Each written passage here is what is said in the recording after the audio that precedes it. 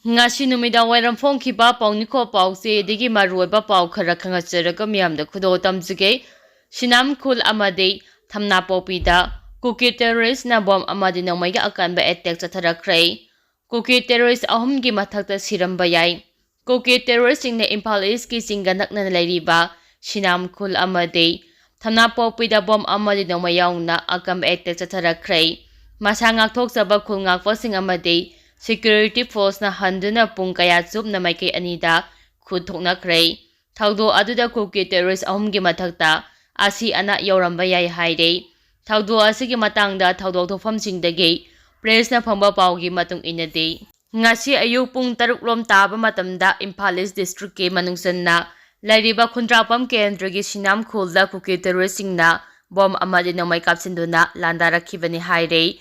Kuki khulai paiba sing aduna ayuki pung niparom taramdai phauba bom taragi mathakta Sinam khulge hek mayokna bada laiba chingdagi attack adu chatharakibani haire pawa sina makha taradun hai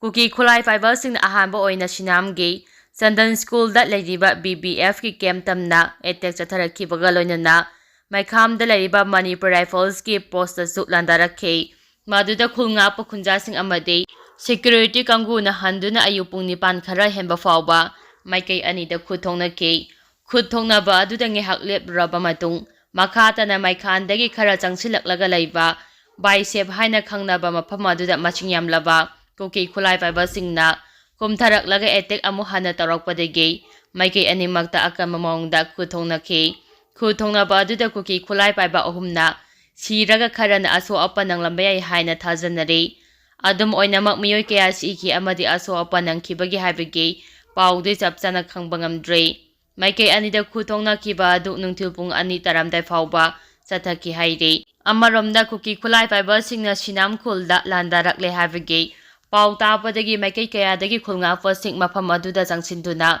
khutongna ba aduda saru yaki nakal amaromda khutongna bagi pau tapadagi state amadi central forcing su mafam aduda changsilaki Maikay adongi mayra paibe singna Central Force sing silapa tunga bamapam singda thatna bahona ki haire ningsingba yai ngarang numidang pung mapalam tabada so Impal East district kilamlai kendragi manung chanba thana popi ki manak nakpa khul singda su Kuki terrorist singna maning thangba sarukta laiba uyok sing thaktagi bom amade nomai kapsilakpagi thawdok su laikhrabani makha tarapa pawda police commando gi makhutta laikhidraba Prem gi JAC na Manipur pumba to testa download thokrai Satliba tha asigi taraga mari gi ayukta Thawba district ki manungsan na lairiba salungpham da thokiba thodokta state force ki makhutta khulnga pa thawal khunawdagi Laisram Priyam Elias Prem chai taraga taruk laikhidaba amade khulnga pa taruk punna phajingkhiba thodoki mayukta semkhiba JAC na Manipur lengakda tanduna lakhiba demand sing thabak ta onthorok tabagi mayukta Hayeng numida wairam pung 6 tagi hauraga mathangi numidang December 19 gi numida wairam pung 6 fawba Manipur pumba to test download thokhrei JAC gi maikay digi phongdorakpagi matung ina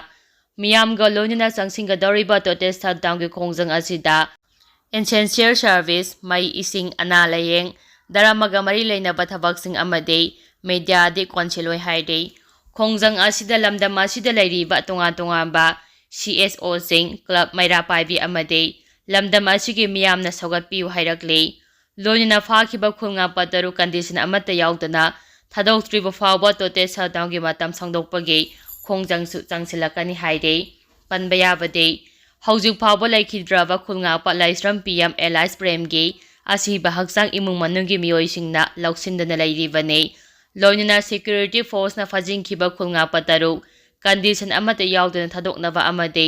mihapa aduda chenaba personnel sing chairakpinaba Manipurgi tunga ba mafam singda miyamna wakap mifamna chingba khongjang silibane serak achida khulnga pataru court puthoklaba matung hayam police na atopa case amaga mari lenena fajingkhibagi thawdok lairibane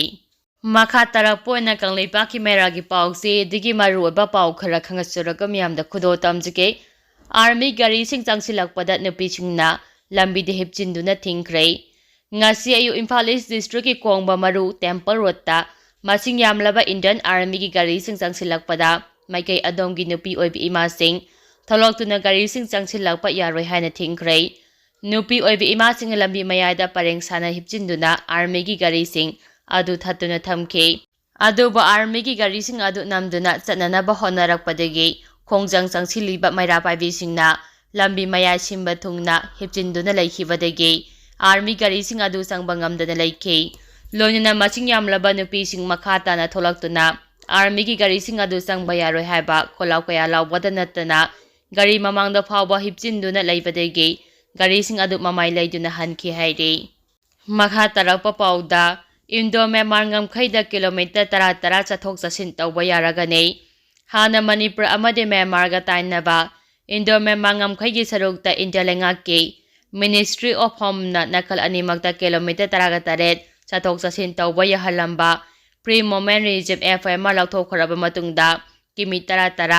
tawba yaragan hana Ministry of Home na official oiba chero amana thokre. Chero asigi matung inna Indo Myanmar ngamkhaigi Manipur ga tainaba sarukta nakal animakta kilometer 10 chathok chasin tawbagi border pass adu haujing ngamkhai ngapagi thabak tawriba Assam Rifles dagi lawgadabane. Loinina khudaktigi Indo Myanmar border paringda entry exit point nipan hangdokre. Makhatana entry exit point 35 amasu tangka ani thokna hangdokani hairi.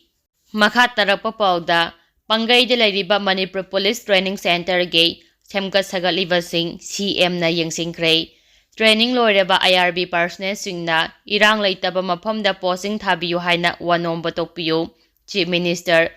Handak Assamda training loireba 10 amadi 13 Indian Reserve Battalion IRB personnel singi mama mapa singna Manipur irang leitaba mafam singna posting thabiyu haina Minister amadi MLA sing yauna police ki mokok thongba officer sing da one number topiyo. Justice Pangnaba Manipur personnel singi full equipment lainaba sem saba loire. Security force singa sileba asigi Yanglen saru oiri bani haina Manipur ki Chief Minister M. Birena Fongdokre. Wafama singa si Manipur langangna pangaida nauna sagatliba Manipur Police Center ge berek sing amadi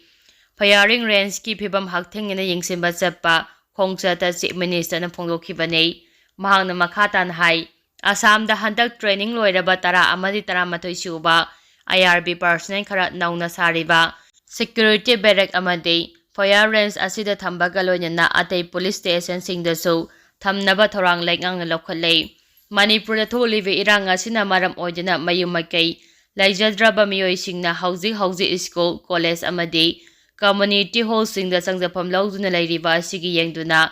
prefabricated house samnabasu honari hainasu phongdoki.